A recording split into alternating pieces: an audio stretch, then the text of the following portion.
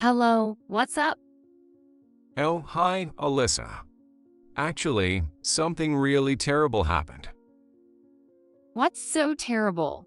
Aren't you on a business trip right now, Nate? Yeah, I'm on a business trip. But there's been a problem. What happened? Kathy collapsed. What? I met Kathy's eyes. But Kathy. My name is Alyssa, a 32-year-old working homemaker. I was raised by my kind father and mother, growing up freely in the countryside. When I started college, I moved to New York City and began living on my own. I loved the countryside air, but I was also attracted to the many opportunities in the city where I could challenge myself. After graduating from college, I stayed in New York City and got a job. However, the company I joined was a real sweatshop, and it wore me down more than I had expected. Every day was a mountain of work, and I was constantly scolded and belittled by my boss and colleagues. Every morning before going to work, my stomach would hurt. Even so, I forced myself to endure it because it was the path I had chosen, and I dragged myself to work. But one day, I collapsed on my way to the office. I had been working overtime until the last train every night, and on top of that, I was forced to join my boss for drinks and had to drink a lot. After returning home late at night, I forced myself to get up and go to work, but I lost consciousness on the way to the station. A passerby called an ambulance, and I was taken to the hospital. The diagnosis was overwork and lack of sleep, and I laughed to myself, thinking, of course. Working at such a company, it was inevitable. But there was no choice. Everyone accepted it and kept working. My thinking was distorted by the environment. However, when it was decided that I would be hospitalized, my worried parents came from the hometown to see me, and I couldn't help but cry when they arrived. Mom, Dad. My parents silently hugged me. I was so scared thinking about what could have happened if you had collapsed alone at home. I was taken aback when my mother said that to me. The situation was quite abnormal. The company I worked for was insane. So, I decided to quit.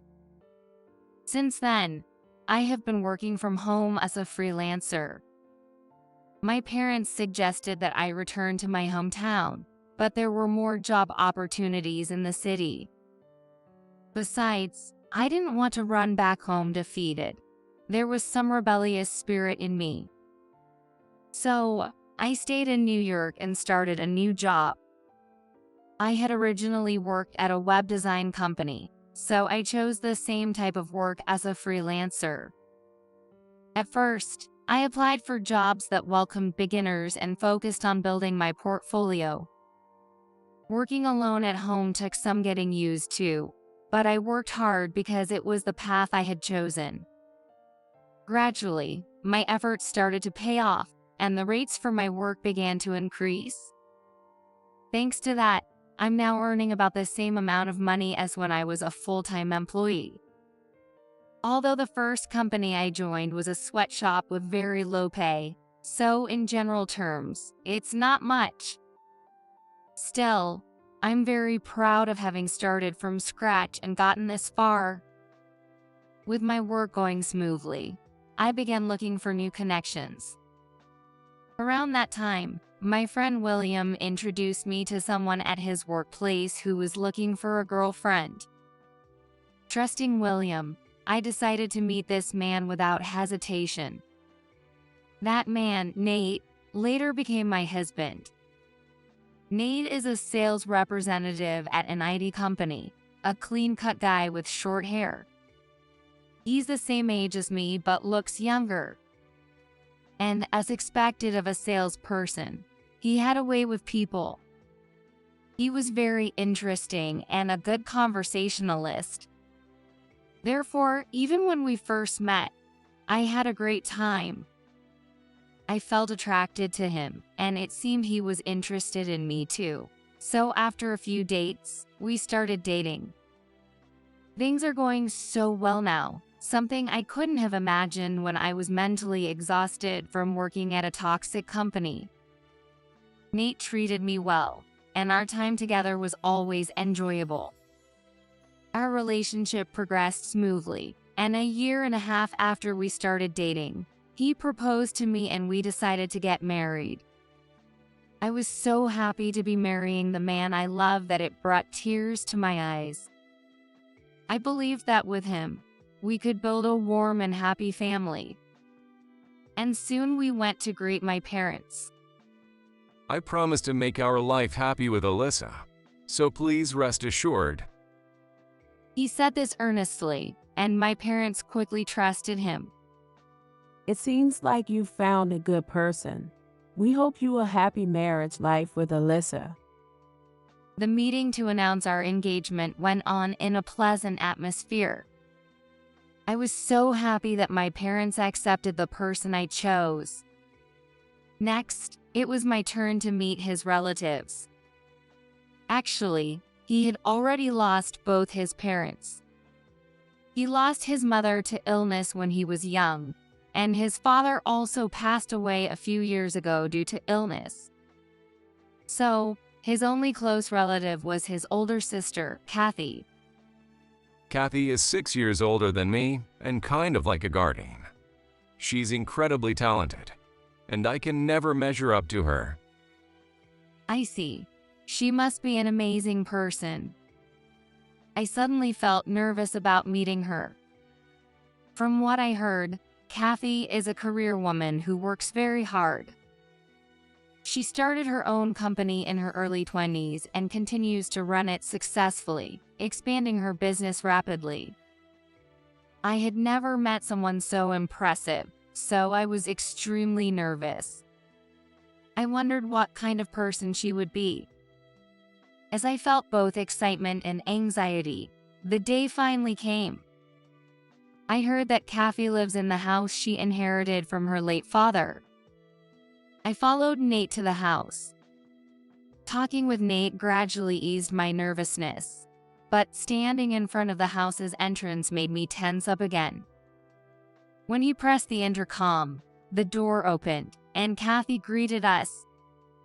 "Nice to meet you. My name is Alyssa." Nice to meet you too. I've been looking forward to meeting you today. Please come in. Kathy welcomed us with a very kind smile. She is currently 38 years old, but she looks very youthful and energetic. She had a cool, confident aura, perhaps because she is a business owner. She was stylish and beautiful, so much so that I was mesmerized just by her presence. Kathy guided us to the living room, and we sat across from her at the dining table. Kathy, I want to marry Alyssa. Well, if she's the one you chose, I trust your decision. You're adults, so all the responsibility is on you. Besides, she seems like a dependable person, so I'm relieved. I was relieved to hear Kathy say that. This got us the permission to marry. All we had to do now was have the wedding. I thought so, but a little problem arose when we started talking about my job during some small talk afterward. By the way, what kind of work do you do, Alyssa? I work as a freelance web designer. Oh, freelance. Kathy looked at me suspiciously. Are you sure that job is stable? What do you mean by stable? I mean, as a freelancer, isn't there a risk you could lose your job at any time? Well, that's true, but I get work regularly every month, and I make enough to live on. I see. But in this day and age, if you don't have a stable job like a full-time employee, very few people succeed as freelancers. Most people have a main job and do freelance work on the side. Kathy said this with a concerned look on her face. I understand your concerns, but I'm doing my best in my own way, and I'm seeing results. I'm actually quite competitive, and I get passionate about protecting what I need to protect. Nate stepped in to stop us. Hey, both of you, that's enough. Now's not the time to get into a deep discussion about work. That managed to calm things down, but Kathy still didn't seem convinced. She wasn't opposed to our marriage, but she didn't seem to understand my job. However, since Kathy's house was about a 2-hour drive from our new home, I thought we could avoid regular contact with her, so Nate and I got married. Afterward, we met each other's families, and we were able to have a smooth wedding. William, who had introduced us, gave a wonderful speech, making it an unforgettable, beautiful wedding. And so, my married life with Nate began. In the beginning, we enjoyed a happy newlywed life. We spent our weekends driving and traveling, making lots of memories. Life with my kind husband remained peaceful, and I felt happy thinking that having kids would make us even happier. But in the second year of our marriage, Nate started coming home late, saying he was busy with work. Can we have dinner together tonight? Oh, sorry. There's a lot of paperwork with a new deal, so I'll be working late. Everyone at the office is working late, and even though we're newlyweds, I can't be the only one leaving early. I see. It can't be helped. I felt lonely due to my husband's business, but I didn't want to burden him. While working from home, I did my best to take care of the housework for him. Sometimes I met Kathy, and each time she would advise me to become a full-time employee, saying my current job wasn't stable. Every time I visited her house, she would say this, and it started to wear me down mentally. I began to feel uncomfortable around Kathy and eventually consulted my husband about it one day. I think I want to keep my distance from Kathy. I admire her for achieving success through her own efforts, but she seems very strict with those around her. It's tough when she constantly criticizes my job. Well, Kathy is a bit conservative. Plus, she has a protective role over me, so she probably sees herself as a parent and treats you the same way. But if it's too much, you don't have to force yourself to get along with her. Thank you. It means a lot to hear you say that. My husband never forced me to get along with Kathy, nor did he push her words on me. It was something I was truly grateful for. 3 months passed by, and I was enjoying my peaceful daily life. However, my husband was still coming home late and seemed busy. Even so, he kept telling me just a little longer and things will get easier, so please wait for me. So, I decided to wait for the time we could enjoy a slow meal together again and focused on my work instead. One day, while working from home, my phone suddenly rang. Looking at the screen, I saw it was Kathy. It had been a while since I last heard from her, so I was surprised. I hesitated about whether to answer, but in the end, I couldn't ignore it and picked up the call. Hello, Kathy, what's up? I hadn't been to her house recently, and Kathy hadn't said anything in particular to me, so I wondered if she was calling to complain about my lack of visits. I found myself bracing for potential criticism from her about not visiting. Instead, she surprised me with unexpected words. I'm sorry, Alyssa. What? I've been too harsh on you without really knowing you. What do you mean? Recently, one of my subordinates gave me a list of web designers for a new project, and your name was on it. I saw your portfolio. Alyssa, you've created web pages for various companies, and the quality of each one surprised me. Every single detail was meticulously crafted, and I was moved. Just as Kathy said, I always pay attention to detail when creating web pages, fulfilling my clients' wishes. It seemed like Kathy finally recognized my work. I'm really sorry for everything. My humility, which I believed I still had, seemed to have disappeared somewhere along the way. I deeply regret it and wish I could start over from the day we first met. I now understand your passion for your work. I'm truly sorry for all the unnecessary advice I gave as an amateur. Kathy. I was surprised by her apology, but it made me happy. Being directly acknowledged for my work was truly gratifying. Despite Kathy's previous lack of understanding of my work, I had always respected her personality and her career achievements. Founding a company at a young age and continuing it for over a decade was something I couldn't even imagine. The resolution of our misunderstandings was a very welcome development. And then Kathy invited me to lunch. There's a restaurant I'd like to go to with you. What do you think? You can decline if you don't want, but I'd love to hear more about your work. Thank you for the invitation, Kathy. I'd be happy to join you. So, we decided to have lunch the next day at a restaurant Kathy chose. I wanted to tell my husband about it, but he was busy and had to leave early for a business trip the next morning. He'd be surprised but surely happy to hear that Kathy and I were getting along. Thinking about this made me excited as I got ready. Time flew by, and the lunch date with Kathy was approaching. I didn't want to be late, so I headed to the upscale restaurant Kathy had recommended via text. I even went to the salon to lightly style my hair and dress nicely to ensure I wouldn't embarrass Kathy. Oh, Alyssa. Kathy waved at me with a smile in front of the restaurant, then apologized to me again. I'm really sorry for saying all those things about your work. It's fine, Kathy. Let's just enjoy today together. I'm glad to hear you say that. You can eat whatever you like today. Really? Are you sure about that? I might just eat everything on the menu. Oh my, shall we try to conquer the menu together? It's going to be quite an amount.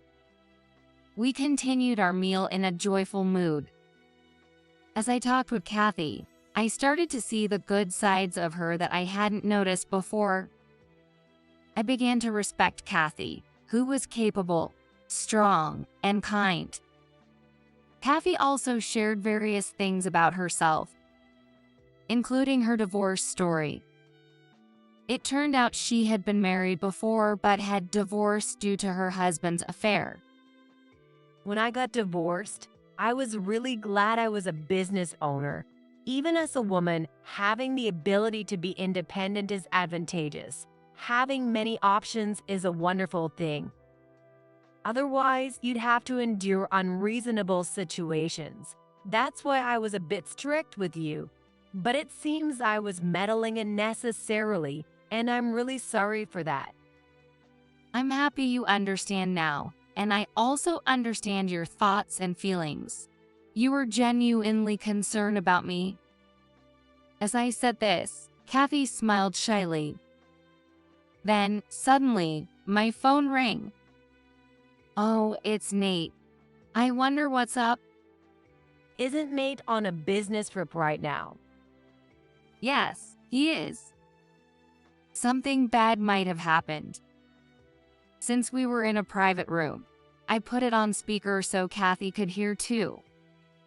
Hello, what's wrong? Oh, Alyssa.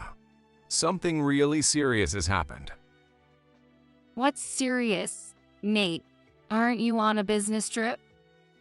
Yes, but there's been an issue. What happened? Kathy has collapsed. What? I exchanged glances with Kathy. But Kathy is. As I started to say that, Kathy urgently gestured to me. to keep her presence a secret. Understanding her intention, I decided not to mention it. My husband didn't notice and continued talking. So, I'm cutting my trip short and heading to the hospital. Kathy is undergoing some tests, and I'll get the details from the doctor. After that, I'll be taking care of her at home until things settle down. Shouldn't I go too? No, it's fine. You don't really get along with Kathy, right? Even so, Don't worry about it. Actually, Kathy thinks you're a troublesome sister-in-law too, so she said it's fine if you don't come. I see. All right then. I'm going to hang up now. Nate said that and ended the call. At that moment, I realized he was hiding something from me. And it must be something he couldn't talk to me about. He is almost certainly cheating. Then Kathy said, Alyssa, unfortunately, I think you're right. Nate is cheating. But don't worry, I'm on her side. reassured by Kathy's definite words, I resolved to uncover the truth. And if he is cheating, I vowed to myself that I would take action against my husband. After that, Kathy and I started to plan together. First, to investigate my husband's actions, I immediately contacted William.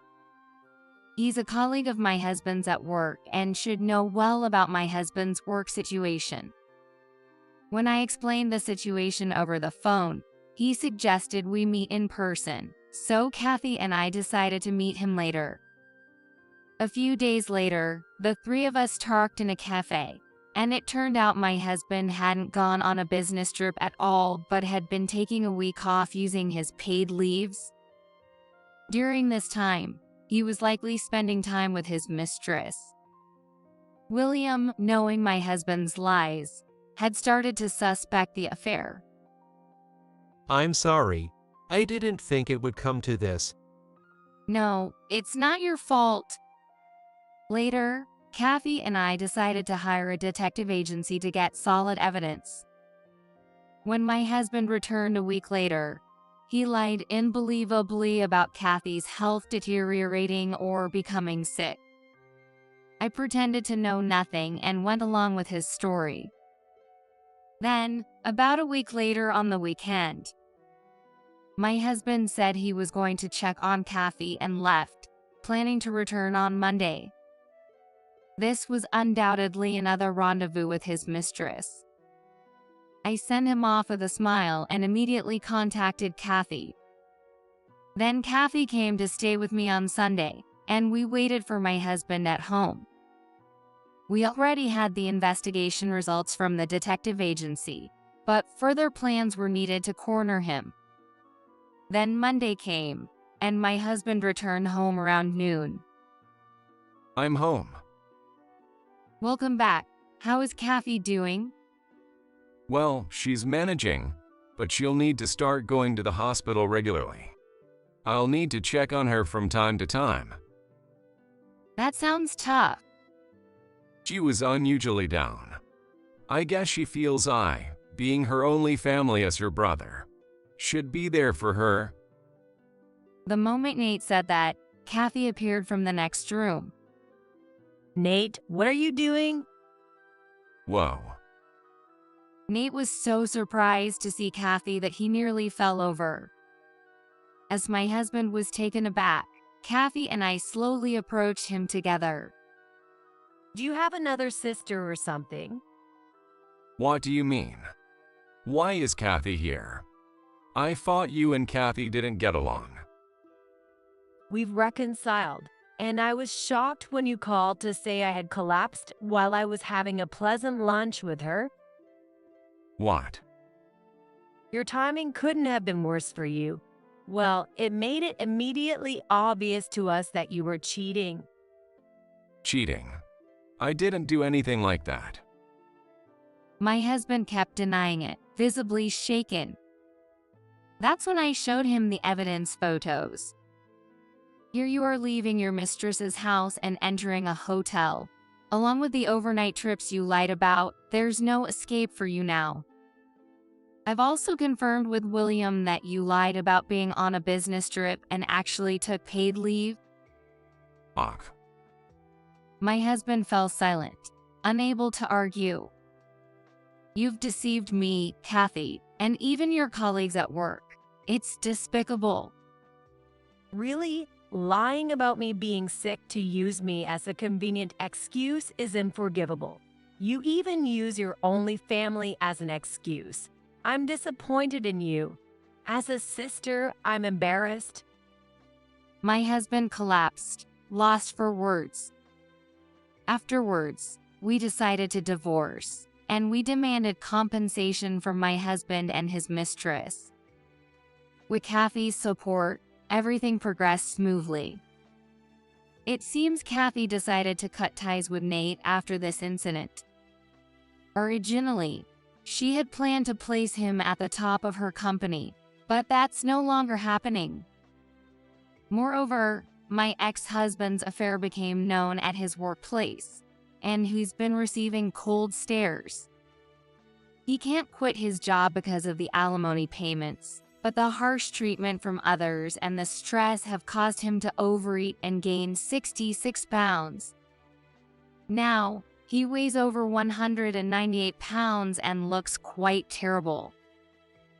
Nobody would sign a deal with him coming as a salesman. It feels like just a matter of time before he quits. William said, he used to perform decently, but now my ex-husband's performance has plummeted, and he's been demoted and had his salary cut. Well, it's all his own fault, so I feel no sympathy. On the other hand, my career is going well, and I've officially received a request from Kathy's company. Kathy and I have become good friends, but we keep our work and personal lives separate. Kathy has genuinely reviewed the web pages I created without any bias and has given them proper credit. I trust you professionally as well, she said while offering me a new job. As friends, we also regularly go out to eat and even take trips to spa resort together. Although my marriage failed, meeting Kathy has been a truly happy outcome. Going forward, I plan to focus on my work and cherish the relationships with people like Kathy who treat me well,